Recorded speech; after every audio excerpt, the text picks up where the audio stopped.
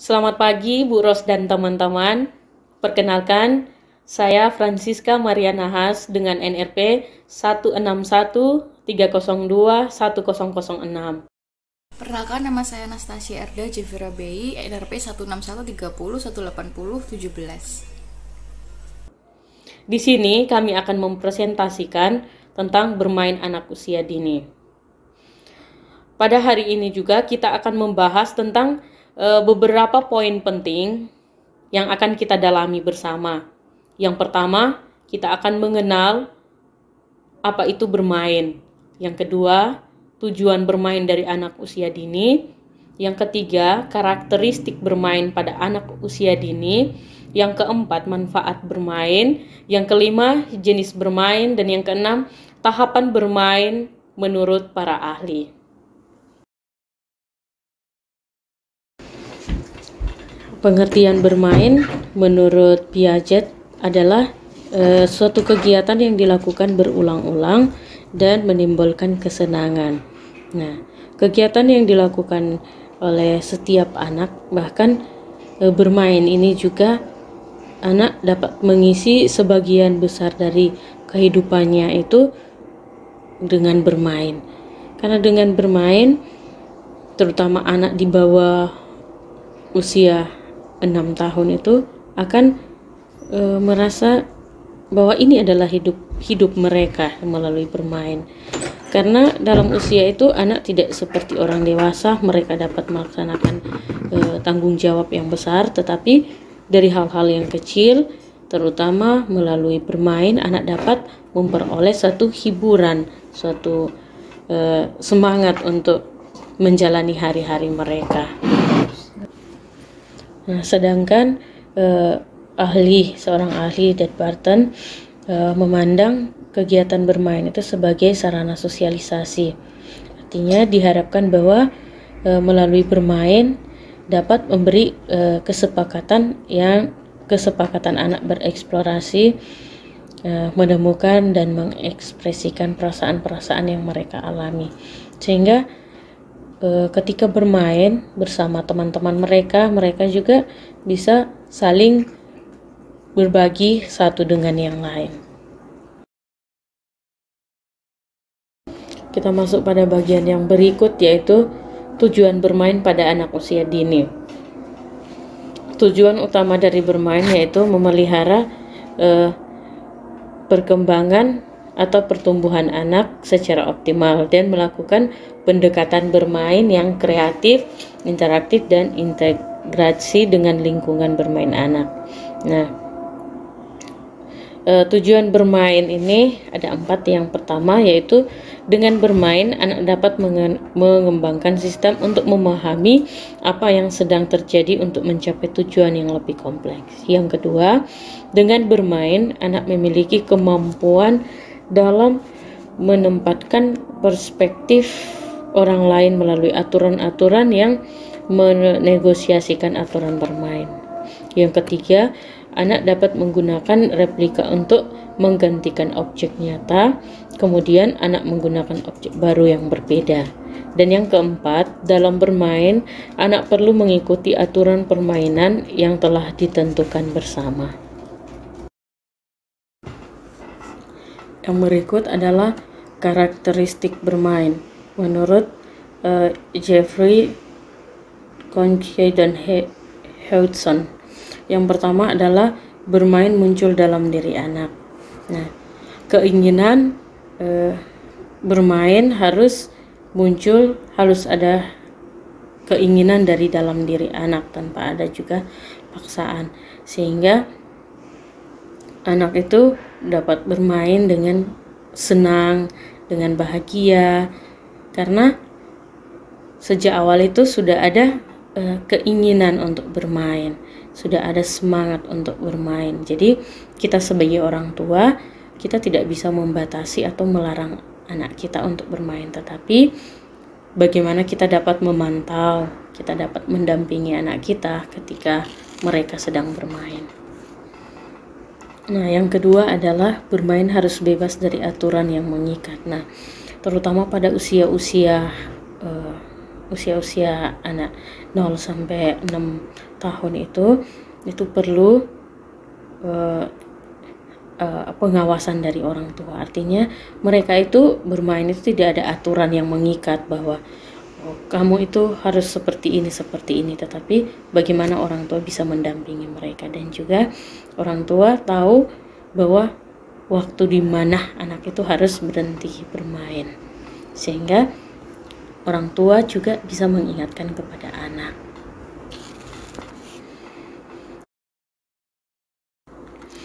Kita masuk pada slide berikut, yaitu manfaat bermain. Manfaat bermain yang pertama, memahami diri sendiri dan mengembangkan harga diri. Nah, ketika bermain, anak akan menentukan pilihan-pilihannya secara bebas dan tidak merasa tertekan, sehingga dalam bermain itu juga anak akan merasakan satu kebahagiaan, sukacita di dalam bermain. Nah, dengan bermain anak itu akan menentukan dengan siapa dia bermain dan juga permainan-permainan apa saja yang akan dia mainkan. Nah, di sini saya mengambil contoh ketika anak itu akan memberi warna pada sebuah gambar. Nah, di situ dengan bebas dan juga sesuai keinginannya, dia akan memilih warna yang paling tepat menurutnya untuk mewarnai sebuah gambar. Yang kedua adalah menemukan apa yang dapat mereka lakukan dan mengembangkan kepercayaan diri. Nah, permainan mendorong berkembangnya keterampilan fisik, sosial, dan intelektual pada anak. Misalnya, perkembangan keterampilan sosial dapat terlihat ketika anak itu mendekati dan juga bersama dengan orang lain di dalam bermain. Adanya komunikasi antara teman satu dengan teman yang lain.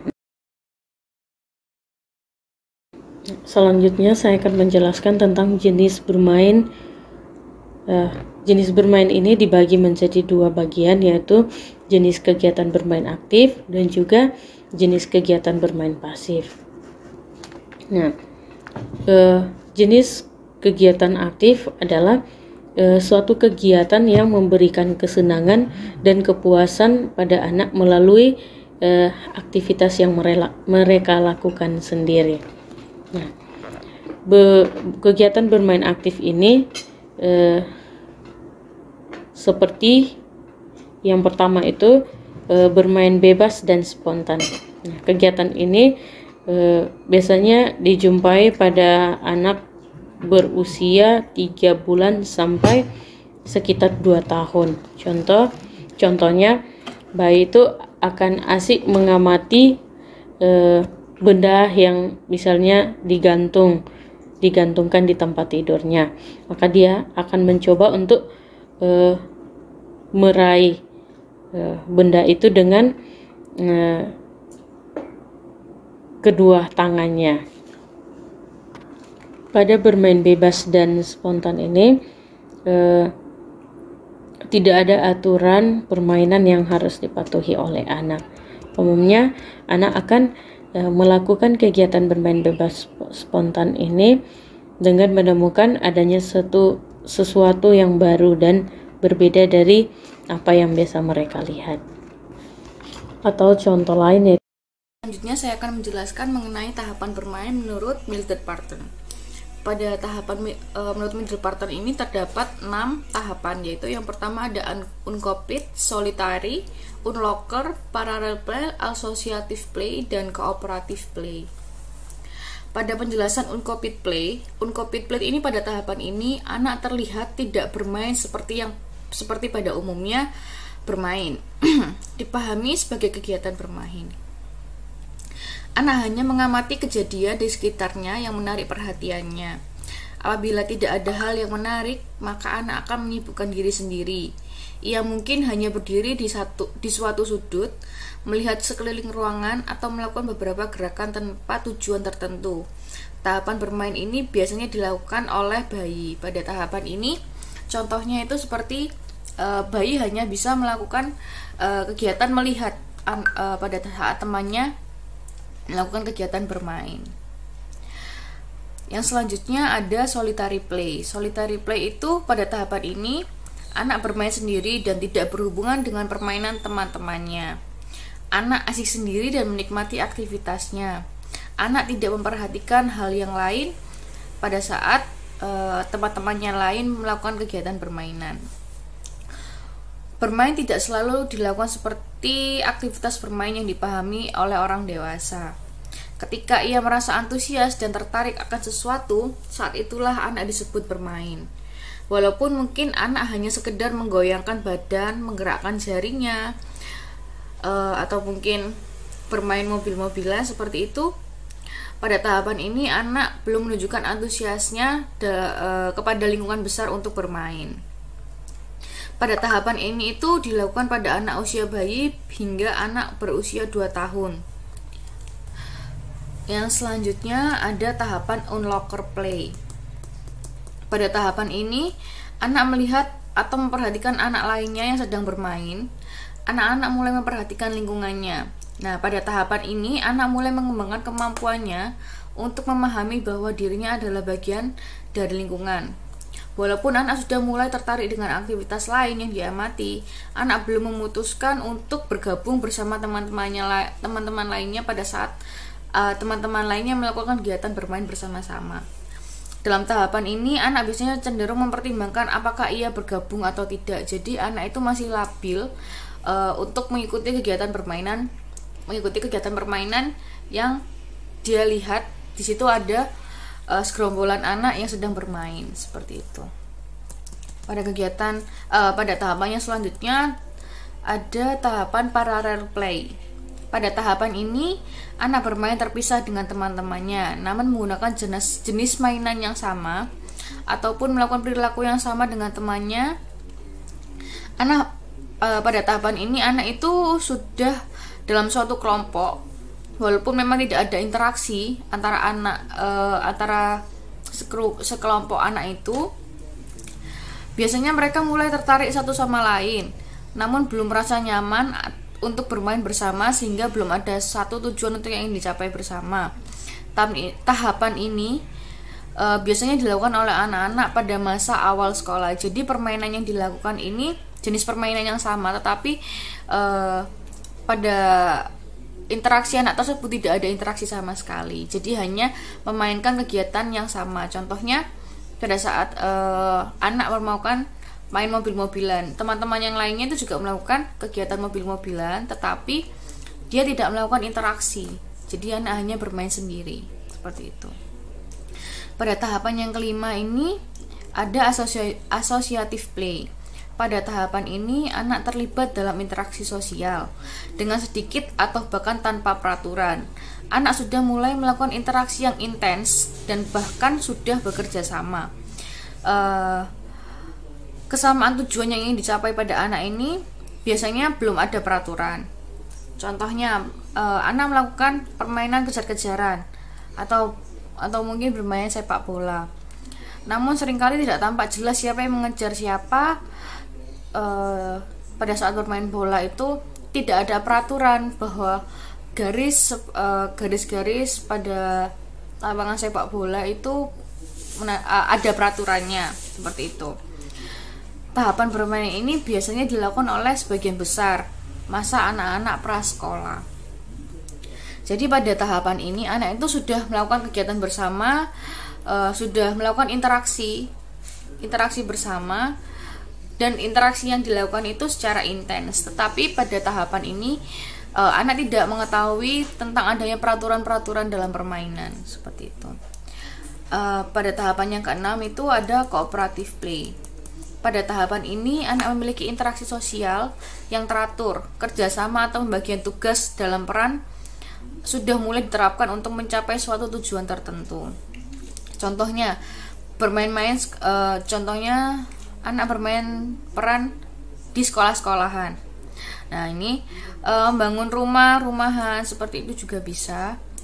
Tipe permainan ini mendorong timbulnya kompetisi dan kerjasama antara anak. Pada tahapan ini, anak biasanya dilakukan pada masa sekolah dasar. Namun sudah dapat dimainkan oleh anak-anak TK. Dapat dimainkan anak-anak TK ini pada saat anak melakukan kegiatan bermain peran. Pada saat anak melakukan kegiatan bermain peran, di situ anak membagi tugas setiap anak. Contohnya dokter-dokteran, ada satu orang sebagai dokter dan satu orang sebagai perawat, satu orang lagi sebagai pasien, seperti itu. Jadi anak-anak pada tahapan cooperative play ini anak dapat membagi-bagi tugas untuk mencapai tujuan yang dimaksud oleh anak. Dan interaksi yang terjadi pada tahapan ini sudah intens dan anak sudah bisa membagi tugas perannya masing-masing, seperti itu. Dan anak juga mengetahui tentang peraturan-peraturan setiap profesinya. Contohnya sebagai dokter itu memeriksa pasien, dan tugasnya pasien adalah sakit untuk diperiksa oleh anak yang memiliki profesi sebagai dokter, seperti itu. Selanjutnya saya akan menjelaskan mengenai tahapan bermain menurut Jean Piaget. Menurut Jean Piaget, sensory motor ada 4 tahapan. Yang pertama ada sensory motor play, kegiatan bermain simbolik, social play games with rules, dan game with rules and sport. Pada tahapan sensory motor play ini bermain dimulai pada periode perkembangan kognitif sensori motor. Pada tahapan ini anak berusia 3-4 bulan hingga anak berusia 6 bulan.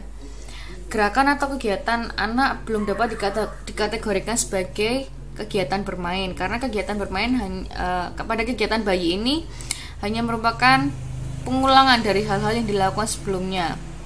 Dan Piaget menamakannya itu reproductive assimilation. Pada usia 7-11 bulan, kegiatan yang dilakukan anak semata-mata berupa pengulangan, namun sudah disertai dengan variasi. Misalnya pada saat anak melihat wajah di balik bantal yang disingkapkan, anak melakukan terus-menerus sebagai variasinya. Dan pada saat anak berusia 18 bulan, tanpa adanya percobaan-percobaan aktif pada kegiatan bermain anak. Contohnya anak yang bermain dengan kaleng bekas dan sepotong kayu, secara tidak sengaja memukul kaleng dan isinya berbeda. Ternyata menimbulkan suara juga yang berbeda, sehingga dari pengalaman ini ia mendapatkan pengalaman baru tentang hal yang sudah dilakukan oleh anak tersebut. Pada tahapan yang kedua yaitu simbolik atau make believe. Pada tahapan ini terjadi pada anak yang usia 2 hingga 7 tahun, yang ditandai dengan bermain khayal dan bermain pura-pura. Misalnya menggunakan sapu sebagai alat sebagai kuda-kudaan. Menganggap sobekan kertas itu seperti uang. Bermain simbolik ini juga berfungsi untuk mengasimilasikan dan mengonsolidasikan atau menggabungkan pengalaman emosional anak. Yang ketiga ada tahapan social play games with rules. Social play game with rules ini dilakukan pada tahapan anak usia 8-11 tahun. Dalam bermain tahap yang tertinggi ini, penggunaan simbolik lebih banyak diwarnai oleh nalar, logika, dan bersifat objektif. Sejak anak usia 8 hingga 11 tahun, anak lebih banyak melakukan terlibat dalam kegiatan games with rules. Kegiatan anak lebih banyak dikendalikan oleh peraturan permainan. Nah, pada saat anak usia ini, anak itu lebih tertarik pada kegiatan-kegiatan yang memiliki peraturan seperti sepak bola, badminton, yang memiliki peraturan-peraturan tersendiri tentang permainan tersebut. Untuk selanjutnya ada tahapan bermain menurut Piaget ini games with rules and sport. Nah, pada tahapan ini dilakukan pada anak yang berusia 11 tahun ke atas. Olahraga ini merupakan kegiatan bermain yang menyenangkan bagi anak di atas 11 tahun dan dinikmati oleh anak-anak walaupun aturannya jauh lebih ketat dan diberlakukan secara kaku dibandingkan dengan permainan yang tergolong game seperti kartu maksud saya. Karena bukan hanya rasa senang saja dan menjadi tujuan, tapi ada suatu hasil akhir tertentu seperti ingin menang atau ingin memperoleh hasil kerja yang baik pada tahapan ini. Selanjutnya terdapat juga tahapan bermain menurut Harlock. Pada tahapan Harlock ini memiliki 4 tahapan. Yang pertama ada tahapan jelajahan atau exploratory stage. Yang kedua tahapan mainan toy stage, tahapan bermain play stage, dan tahapan keempat yaitu tahapan melamun atau daydream stage. Pada tahapan ini ciri khas pada tahapan yang pertama ini tahapan penjelajahan atau exploratory stage. Ciri khas adalah merupakan kegiatan mengenai objek atau orang lain, mencoba atau menjangkau atau meraih benda di sekeliling lalu mengamatinya. Pada tahapan ini sepertinya dilakukan pada anak usia bayi, di mana anak mencoba menjangkau atau meraih benda yang ada di sekelilingnya. Pada tahapan yang kedua yaitu tahapan mainan atau toy stage. Pada tahapan ini mencapai puncak pada usia 5-6 tahun. Antara usia 2 sampai 3 tahun ini anak melakukan permainan itu hanya mengamati alat permainannya. Mereka pikir bahwa benda mainannya dapat dimakan, berbicara, atau merasa sakit dan sebagainya. Ini contohnya pada saat boneka. Boneka itu bagi anak-anak bayi atau anak-anak kecil itu biasanya disuapin makan atau digendong seperti itu. Contohnya yaitu pada saat anak bermain boneka dan anak mengajak berbicara kepada boneka tersebut, seolah-olah boneka tersebut dapat berbicara. Pada tahapan yang ketiga yaitu tahapan bermain atau play stage. Pada tahapan ini biasanya anak terjadi bersama-sama dengan mulai masuknya anak ke sekolah dasar. Pada masa ini jenis bermain anak semakin bertambah banyak. Karena itu tahapan ini dinamakan tahapan bermain. Anak bermain dengan alat permainan yang lama-kelamaan berkembang menjadi games, olahraga, dan bentuk permainan yang lainnya yang dilakukan juga oleh orang dewasa. Yang keempat ada tahapan melamun atau daydream stage. Daydream stage ini diawali pada saat anak mendekati masa puber. Saat ini anak sudah mulai kurang berminat pada kegiatan bermain. Yang terjadi mereka memikirkan apa yang mereka sukai dan mulai banyak menghabiskan waktunya untuk melamun atau berhayal. Biasanya lamunan atau hayalan pada tahapan ini itu mengenai perlakuan teman yang kurang adil pada dirinya. Seperti itu. Yang selanjutnya tahapan bermain menurut Ruben Vandenberg dan Similansky. Pada tahapan ini terdapat 4 tahapan, yaitu yang pertama bermain fungsional atau functional play, bermain dengan bangun-membangun constructive play. Yang ketiga ada bermain pura-pura atau make believe play. Yang keempat permainan dengan peraturan, games with rules. Nah, pada tahapan yang pertama yaitu bermain fungsional atau functional play. Bermain seperti ini biasanya tampak pada anak yang berusia 1-2 tahun, yang merupakan gerakan yang bersifat sederhana atau berulang. Kegiatan bermain ini dapat dilakukan dengan atau tanpa alat permainan, misalnya berlari-lari sekeliling ruang tamu, mendorong dan menarik mobil-mobilan, mengolah lilin atau tanah liat untuk membentuk bentuk-bentuk seperti ular, seperti bentuk-bentuk yang lainnya. Yang kedua terdapat tahapan bermain bangun-membangun atau constructive play. Pada tahapan ini bermain membangun sudah dapat terlihat pada anak usia 3-6 tahun. Dalam kegiatan ini, anak mulai membentuk sesuatu, menciptakan bangunan tertentu dengan alat permainan yang tersediakan. Ini contohnya itu pada saat anak memiliki kegiatan balok. Di situ anak mulai menyusun atau membangun seperti rumah-rumahan atau yang di gereja seperti itu pada permainan balok tersebut. Yang ketiga terdapat tahapan bermain pura-pura atau make believe play. Kegiatan bermain pura-pura ini mulai banyak dilakukan pada anak usia 3-7 tahun. Dalam permainannya bermain pura-pura ini, anak menirukan kegiatan yang pernah dijumpai dalam kehidupan sehari-harinya. Anak juga dapat melakukan peran imajinatif, memainkan tokoh yang dikenalnya melalui peran film kartun atau dongeng. Contohnya, pada saat anak di jalan bersama orang tuanya, anak mengetahui terdapat polisi. Nah, tugas polisi di situ mengawasi lalu lintas. Nah, pada tahapan ini anak mulai menirukan peran sebagai polisi dan mulai melakukan kegiatan seperti mengarahkan jalan atau membatasi atau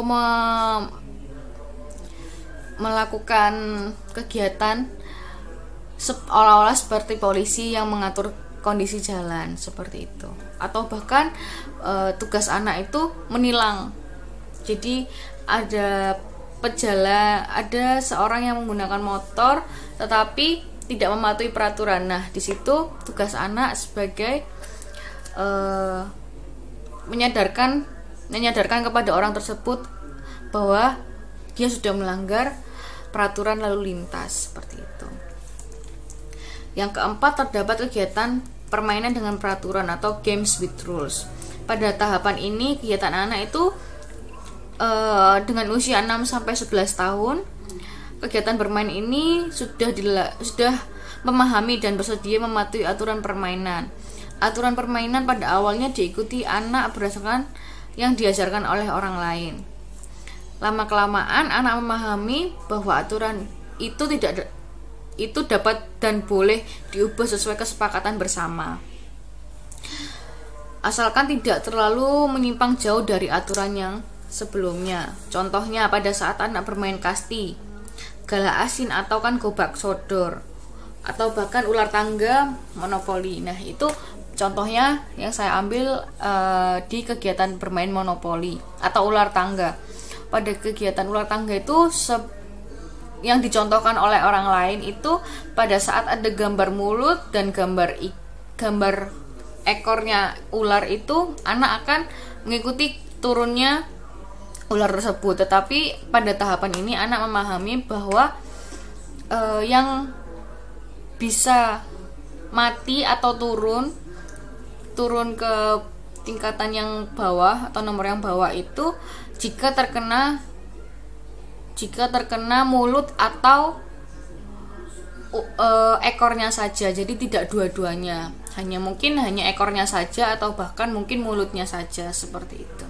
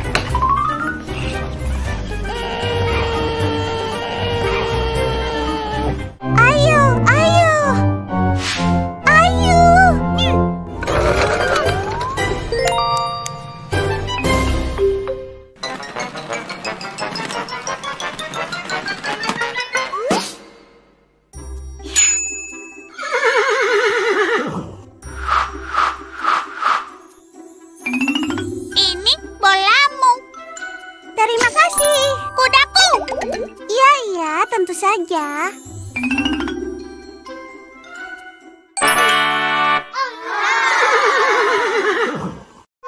Apa? Ini bukan kudaku. Ya, iya kudamu.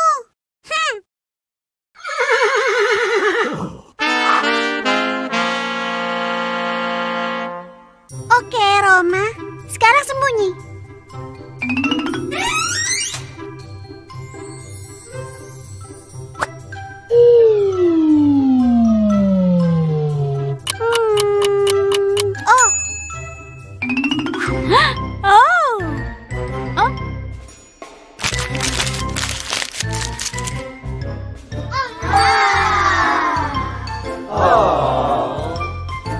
Tolong identitasmu.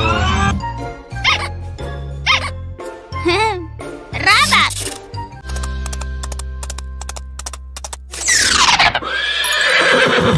Roma. Lihat kudanya. Hah?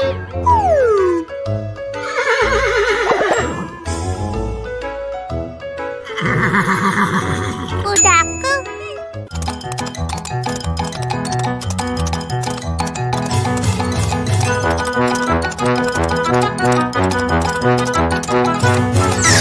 Ini bukan kudaku.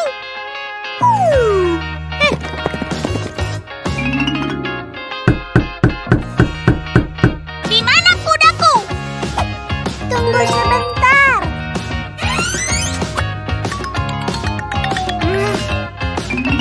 Kuda yang ini? Tidak.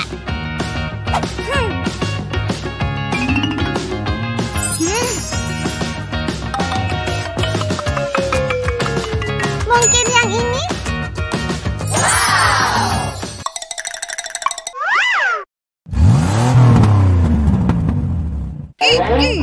Roma, aku suka kudamu. Aku juga suka.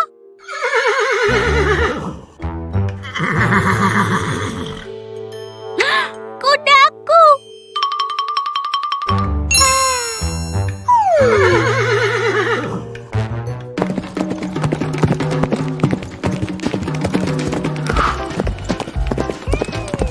Ya, ini kudaku.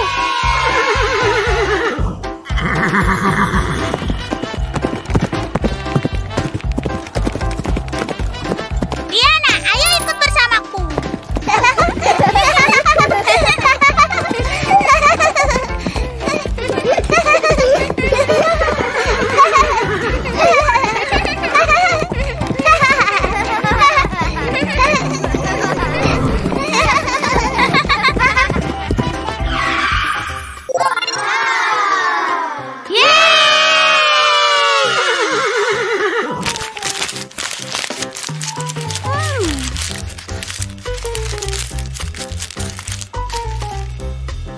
Yang itu untukku. Ya. Ayo bungkus. Miau. Miau. Miau.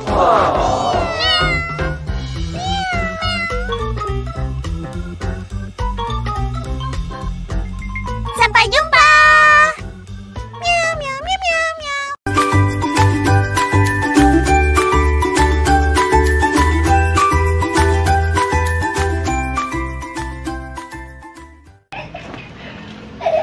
Assalamualaikum teman-teman. Hari ini Arka mau ngadain lomba nih. Anak kecil main Vespa. Yuk ikutin.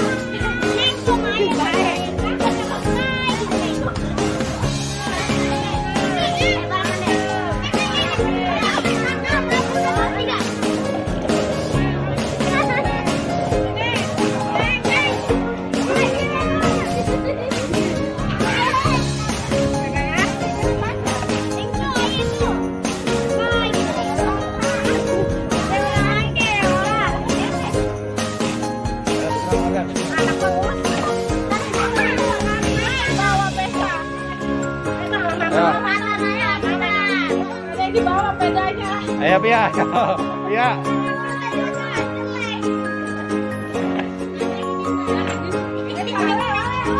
Ayo, ayo, ayo. Nih. Dika. Oh, ayo.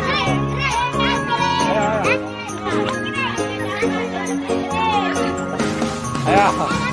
Asai.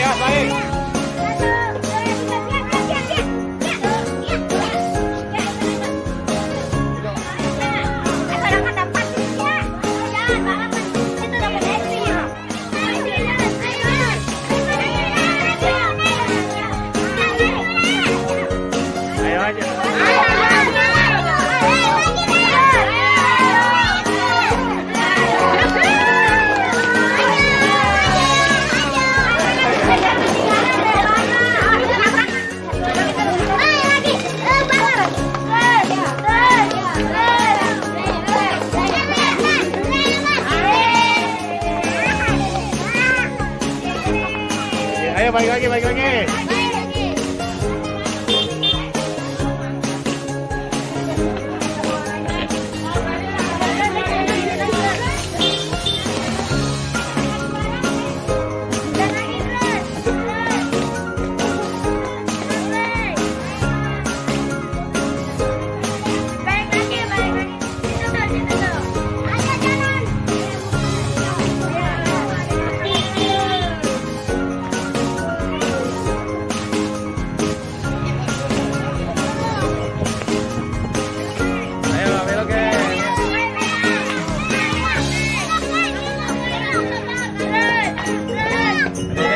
Biar deh.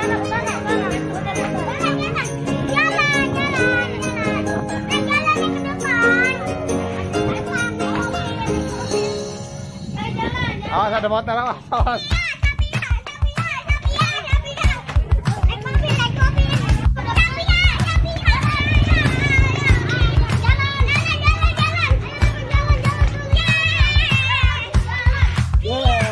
Ayo sini.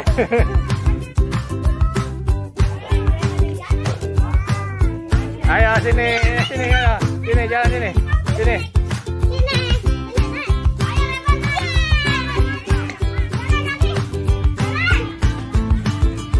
Awas motor, Dek.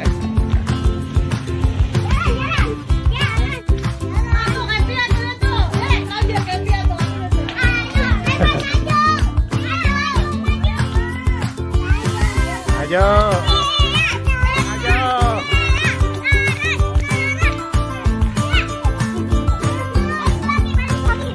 Biarin.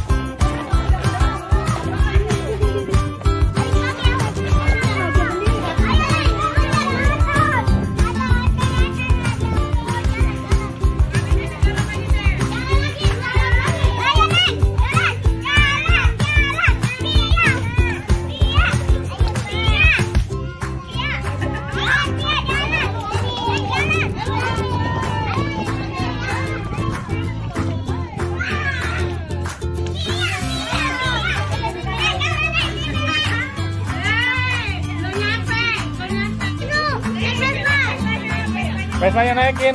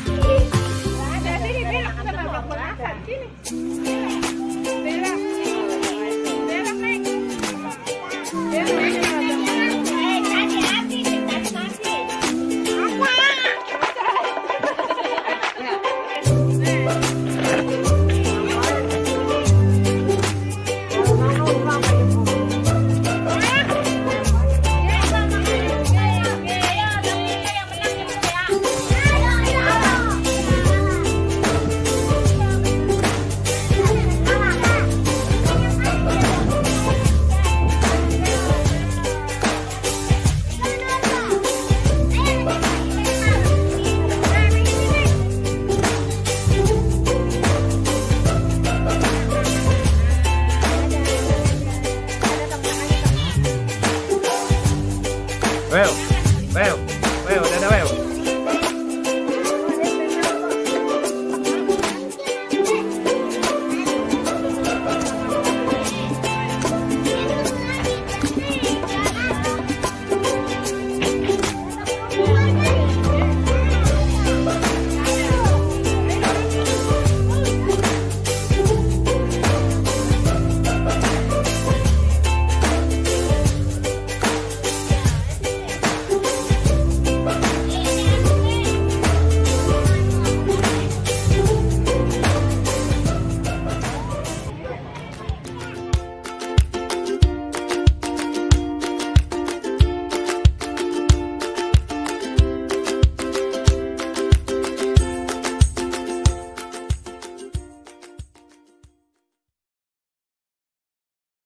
Sekian presentasi dari kelompok kami. Jika ada pertanyaan bisa ditanyakan. Terima kasih.